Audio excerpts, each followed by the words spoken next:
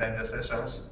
And I think like sort of my job is to create an environment for the teams to be able to make better decisions. And I think also like pretty fundamental, like people are like talented and passionate people are, they have a need to make the right decisions. I don't need to be there to sort of control those decisions, but I believe that people fundamentally want to make the best out of their work. And then like micromanaging those decisions, it's just like counterproductive when you have the right people working for you. So in the teams that we work on, the game teams, they themselves make the decisions that affect their work. So sort of they decide on the game design. They decide on the tools and technology that they use, because that at the end affects their like day-to-day work. They decide on the content of the games and also on the schedule of the games. Obviously, there are like guidelines that we for example, aim not to start projects which are like kind of like 3 years long or sort of really massive. I mean, we have a model where we work at, but everybody understands that model, and then the game teams can make those decisions. And by having the game teams make the decisions, they are also also accountable for them. So I think that's kind of a very fundamental piece of sort of any kind of management advice, that it's hard to make people accountable for the decisions that they don't make. But when people make those decisions, I mean, it really empowers the teams and the individuals, and then they can be accountable for them. Furthermore, I think one of the really important things that's been like central to Nonstop Games, but also in teams culture, is being open and transparent. As you know, this industry is a lot about data and sort of making small adjustments, making A/B tests, making small changes to design mechanics and so on. So it's very crucial that everyone understands the free-to-play business model. I think in free-to-play, an individual designer or individual economy balancer or somebody who runs the business can make decisions that have a really big impact to your overall sort of business growth and revenue and so on. So it's very important that everybody understands the basics of the free-to-play business model. In the studio, we have everyone has access to all the game analytics. So everyone can see how Nonstop Games and King is doing day by day. This really means everyone, not only the people who are sort of working on those games, but everybody who is employed by us gets all the data. So that means also that everybody has an ability to change things for those games. Everybody has the ability to suggest things for the games. And I think this is really powerful, because it really enables the whole team to take responsibility of their games. We also share the targets and results with the whole studio, so everybody, I mean, it's no secret of what we're trying to do. And this also goes to the individual level, so the individual targets are public within the studio. Of course, I mean, these are sort of confidential outside the studio, so I can share those, but within the studio, within King, everybody knows what we're after. Because I see, like in a lot of more sort of centrally directed companies, it's a little bit of a secret what the company is trying to achieve, and how much the company might be making money and so on. But in our studio, we share all those data with everyone. And then we've made the habit of all the teams presenting their progress every Friday. So it's very transparent to everyone, like how the teams are doing. And this doesn't mean that all the teams like every Friday would have like a big win. I mean, sometimes sort of we backtrack, and sometimes we don't make progress, but we're still very transparent on that. And I think that has really benefited the whole studio. One of the things that we really believe in is sort of failing fast and cheap. I think no one in the games industry, or no one who's making games, wants to fail. And I think there's a stigma about failure. I think in this industry, uh, it's it's sort of mandatory for success to fail sometimes because, as you know, the market really rewards the big winners so much. The games are made by fairly small teams, so it means that there's a lot of both like external and sort of internal competition to make those big hits. Which means that a lot of the games that we start, they end up being cancelled before they hit the market. I think this is true for both like us before King, and it's true for King, it's true for any other game studio in the mobile free-to-play games. Um, so for us to kind of reduce the stigma of failure, we created this practice that we have this cake, it's called the kill cake, that we have after every cancelled game. Um, and that sort of makes it clear for everyone in the studio that even though we don't want to fail, we don't want to cancel products. It is just the nature of the business that it happens.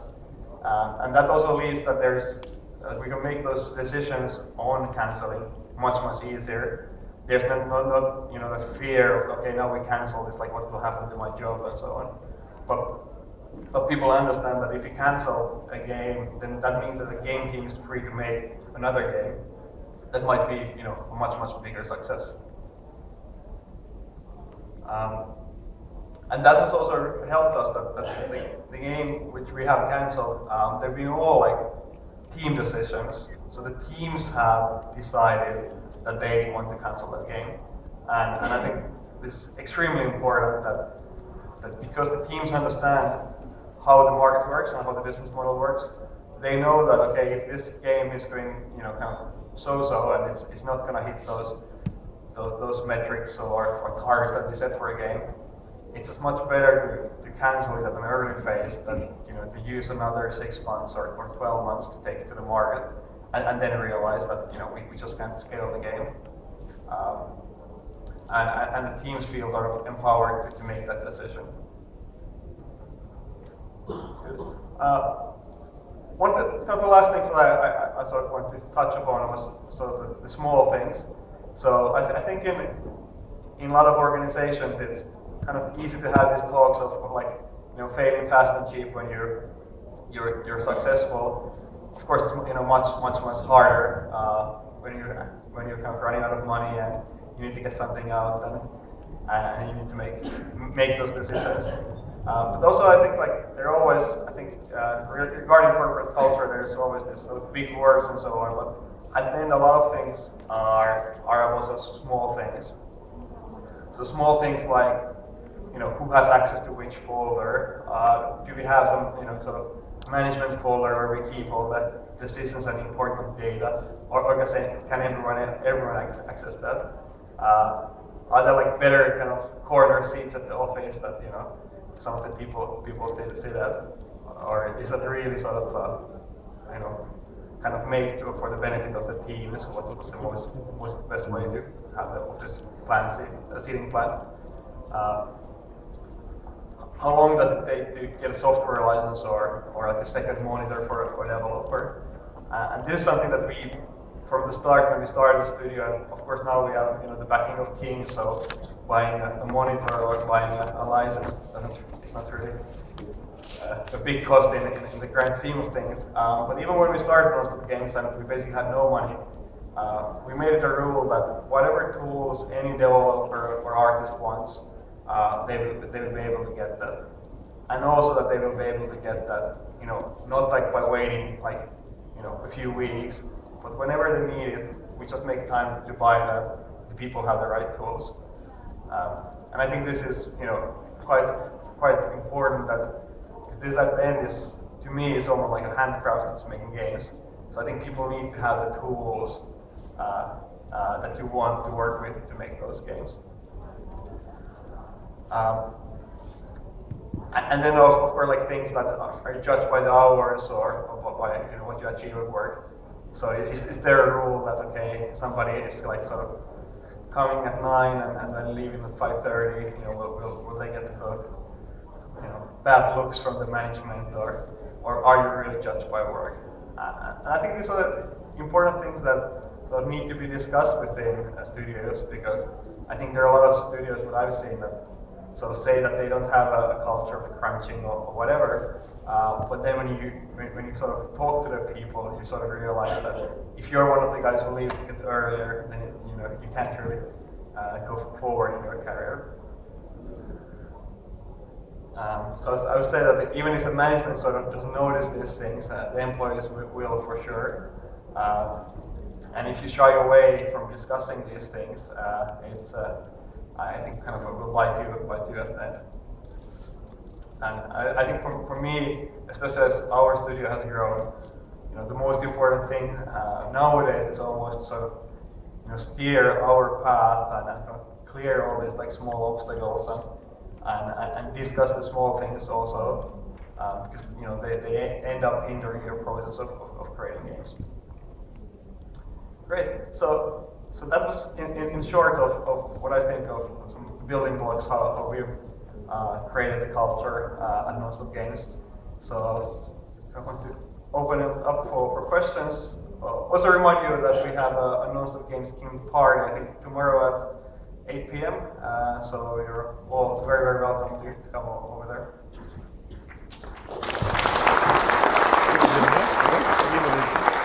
Thanks, Ian. Some really good advice for any startup there, I think.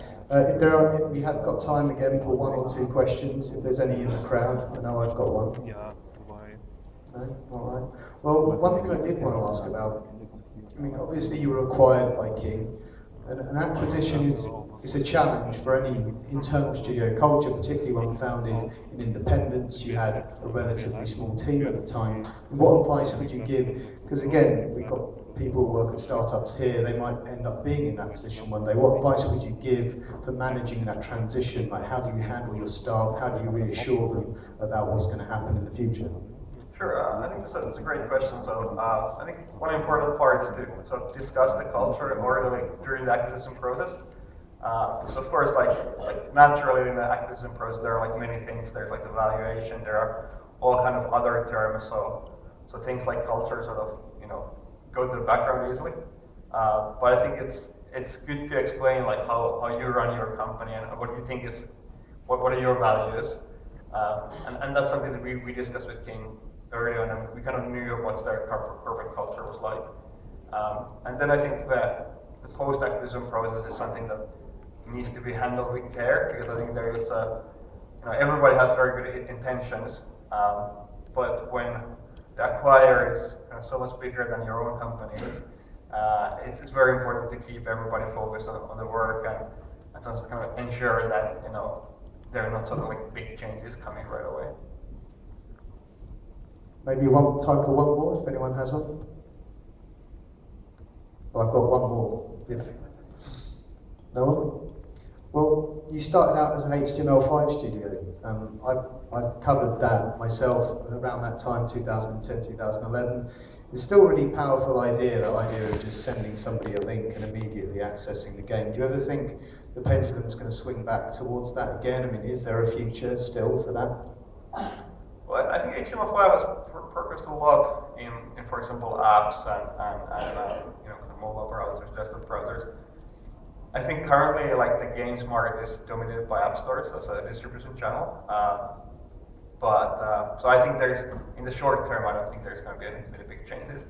But I think we've all seen in this industry that, when changes, start to happen, what happened with Facebook as a platform, what happened as sort of App Store as a platform, they can come really fast. So, who knows in 3 to 5 years. All right, well, did you put your hands together? Thank you to you, Howard.